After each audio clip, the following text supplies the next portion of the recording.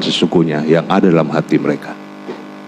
Pertanyaan saya, tolong jelaskan saudara saksi, kenapa saudara saksi melihat kasus ini kasus problem sosial? Yang kedua, kenapa sampai saksi berani mengatakan bahwa peristiwa atau kasus ini adalah pertentangan sesungguhnya antara penyidik dan JPU? Silakan. Yang pertama, ada 3 hal dalam kerangka berpikir saya yang terjadi. Yang pertama adalah proses hukum yang sesat, 2 pikiran yang sesat, 3 hati yang mati. Proses hukum yang sesat, bagaimana di era sains seperti sekarang mengungkap sebuah peristiwa pembunuhan, mendengar yang kesurupan. Logika hukum mana yang dipakai? KUH pidana mana yang dipakai? Bagaimana seorang penyidik profesional yang dididik oleh negara mempercayai kesurupan sebagai landasan untuk pengambilan keputusan? Yang kedua, bagaimana orang ditangkap dan berdasarkan pengakuan mereka disiksa dulu tanpa ada pendampingan hukum yang memadai. Kemudian pelapor merangkap menjadi penangkap dengan kalimat diamankan. Kalimat diamankan itu kan sebenarnya kalimat halus dari ditangkap. Itu bahasa yang biasa digunakan. Kemudian bagaimana berproses tanpa alat bukti yang memadai? Pertanyaan saya itu ada satu saja. Yang menyatakan Eki dan Pina kecelakaan ada 3 yang sudah bersaksi dan melihat langsung. Pertanyaan saya adalah, yang menyatakan mereka melakukan pembunuhan dan tindakan asusila, mana saksinya? Mana ada yang hadir pengadilan melihat sendiri? Mana ada bukti CCTV-nya? Logikanya sudah tidak nyambung menurut saya. Masa kita sekolah yang tinggi-tinggi, belajar ilmu logika di hukum tidak dipakai dalam logika ini? Yang berikutnya adalah kesesatan berpikir. Kesesatan berpikir terjadi disebabkan karena kebiasaan kita. Maka saya selalu mengatakan, orang yang mengambil keputusan-keputusan strategis itu diwajibkan berpuasa. Kenapa diwajibkan berpuasa? Agar pikirannya kosong dari berbagai kepentingan. Nah, karena itu yang terjadi, maka kesesatan berpikiran ini itu dia berasal dari apa? Matinya hati.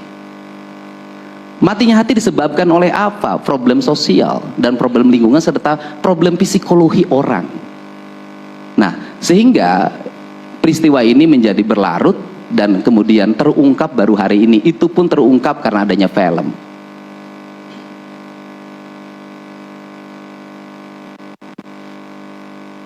Dan menjadi ramai lagi karena Peggy ditangkap. Baik, saudara saksi. Jawaban saudara saksi sangat normatif, tapi realistis. Saya ingin menanyakan pada saudara saksi, tadi saudara saksi mengatakan ada 3 orang yang melihat para pemohon pada saat peristiwa ada menginap di rumah anak Pak RT Pasren. Pertama. Yang kedua, ada saksi yang melihat adanya kecelakaan tunggal.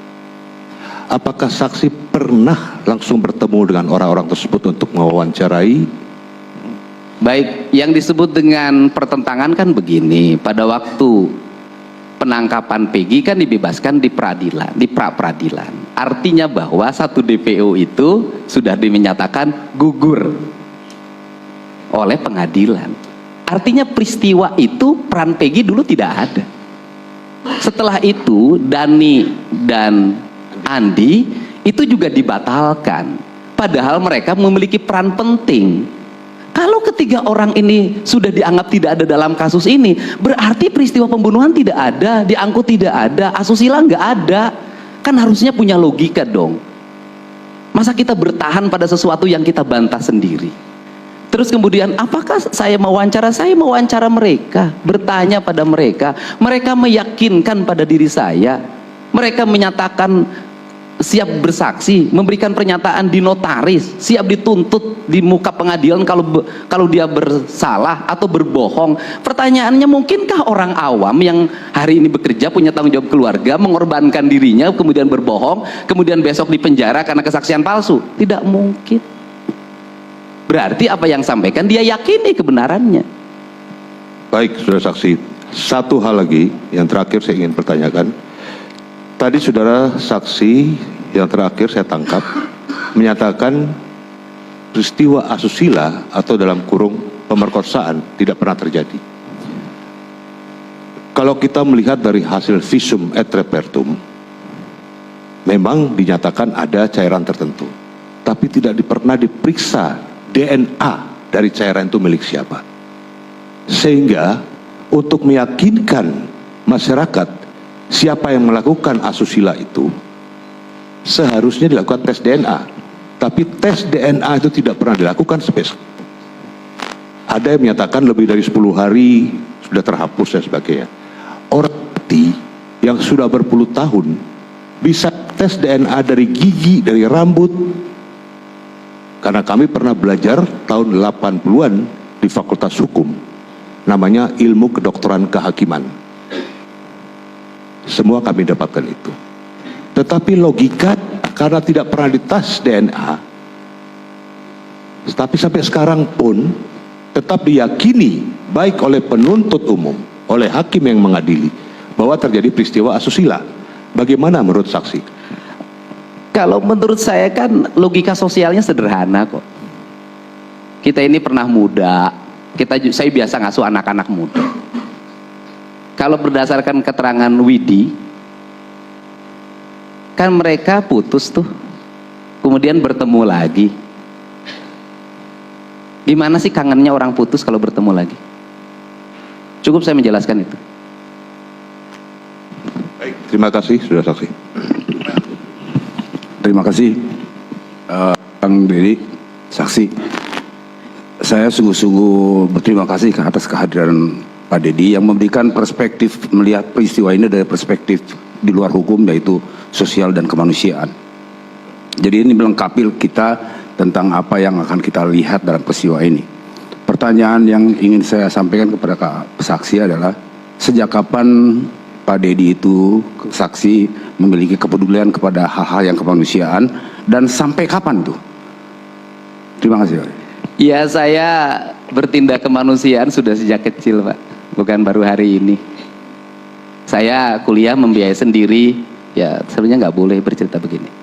Saya mau kuliah membiayai sendiri, jualan bala-bala, Pak, tapi saya punya anak asuh, Pak. Saya jadi anggota DPR, saya konsen pada sosial. Saya jadi wakil bupati, konsen pada sosial.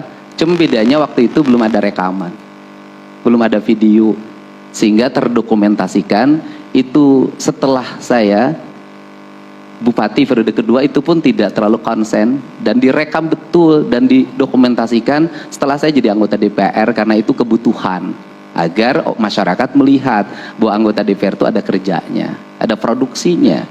Jadi kalau lihat konten sejarah kehidupan saya, konsen terhadap masalah sosial bukan hal baru.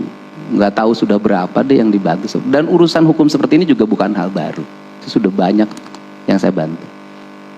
Saya punya pengacara di Purwakarta yang khusus menangani kasus-kasus sosial. Sampai hari ini saya punya, yang saya biayai untuk menangani orang-orang miskin yang berperkara. Baik, terima kasih saudara saksi. Tadi saudara saksi sudah sampaikan. Sekali lagi, saya mengetuk pintu hati kita semua yang hadir dalam ruangan ini. Janganlah tegar tengkuk, janganlah mengeraskan hatimu, karena nanti Allah Subhanahu wa Ta'ala yang akan berperkara dengan kalian. Baik pribadi, keluarga kalian, istri, anak, suami akan mendapatkan. Terima kasih. Cukup ya? Baik, saya kira cukup. Lanjut.